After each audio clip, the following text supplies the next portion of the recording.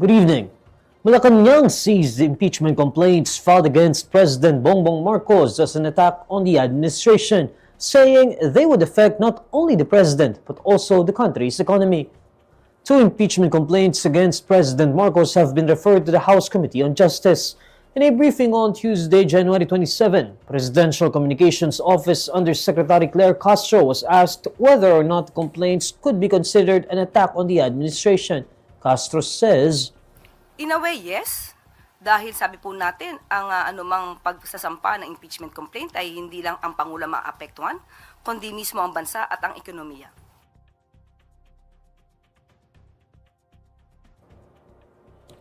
Castro says that the palace will let the impeachment process take its course. She also reiterates that Marcos respects Congress's mandate on the matter.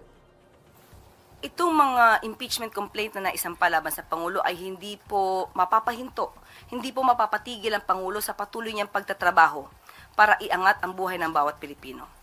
Kung kinakailangan po at sinasabi na dapat na magbigay ng anumang dokumento, muli ang Pangulo po ay gumagalang sa proseso. Meanwhile, Castro describes House Majority Leader and Ilocos Norte Representative Sandro Marcos's move to voluntarily recuse himself from discussions on his father's impeachment as a hallmark of a statesman. The first impeachment complaint against the president was filed last January 19 by lawyer Andre De Jesus, while the second one was filed on January 26 by leaders of progressive groups. The referral has triggered the one-year ban on filing subsequent complaints against the president.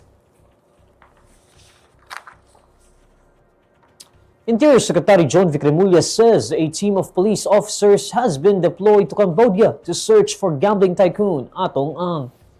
Remulla previously claimed Ang may have fled to Cambodia or Thailand to evade arrest over kidnapping charges linked to the disappearance of at least 34 Sabongeros, despite the Bureau of Immigration stating he had no record of leaving the country. In an interview with ANC on Tuesday, January 27, Remulla discloses that Philippine authorities are now in Cambodia to look for Ang. He adds they are looking at possible entry points and they are coordinating with the country's counterparts in Cambodia to see if Ang is really in their territory. Remulla notes that police have raided at least 18 locations across the country in the last 2 weeks in search of Ang. The Interior Secretary reiterates that he believed Ang fleeing to Cambodia was still a possibility. When asked whether he had received intelligence reports that Ang was in Cambodia, Remulla says there were none, but he says he believes Ang has at least 10 billion pesos in cash. Remulla further says that with the amount of money that Ang has, he can buy off people to get in and out of any location.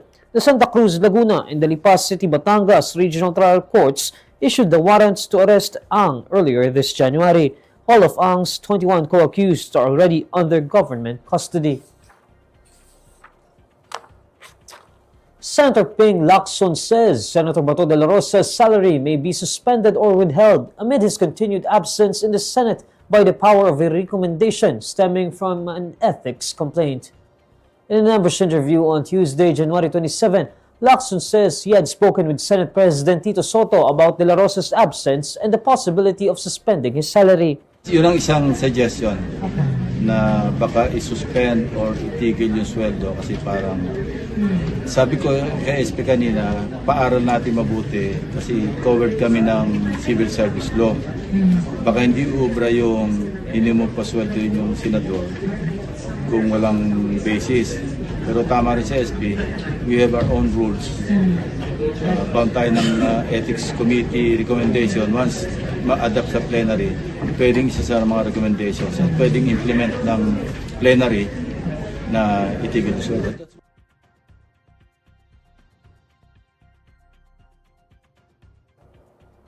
Lacson says former Senator Antonio Trillanes has signified his intent to file an ethics complaint against De La Rosa in March.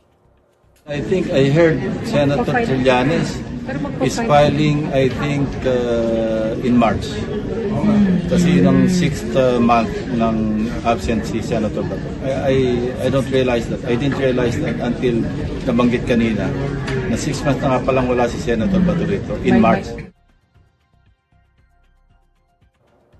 According to Lacson, at present, there are no Senate rules that sanctions a senator for continued absence. Meanwhile, in a separate message to reporters also on Tuesday, Lacson clarifies that he will not be a part of any recommendation to sanction Dela Rosa in relation to his long absence. Dela Rosa has been absent in the Senate session since November 11 in light of the reported issuance of an International Criminal Court arrest warrant against him. Two of the luxury vehicles allegedly linked to former House Appropriations Chairperson and resigned the Bicol Party List Representative Zaldy Co were spotted in Albay Province.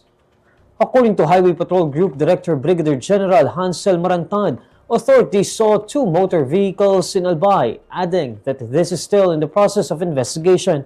Manhunt details that the vehicles in question were a Fortuner and a Cadillac.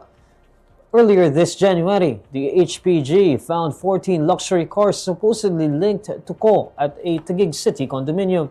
It turned over 12 of the vehicles to the Independent Commission for Infrastructure. The HPG director says they were looking for 10 more vehicles with ties to Co. Co's legal counsel, Roy Rondain, previously admitted that some of the vehicles were registered under Co, his wife, and companies linked to him, but he maintained that the seizure was supposedly abusive. And these are the stories you need to know today. I'm Neil Mercado. Follow INQUIRER.net on Facebook, X, YouTube, TikTok, Instagram, and Reddit. For more stories, visit INQUIRER.net. Good evening.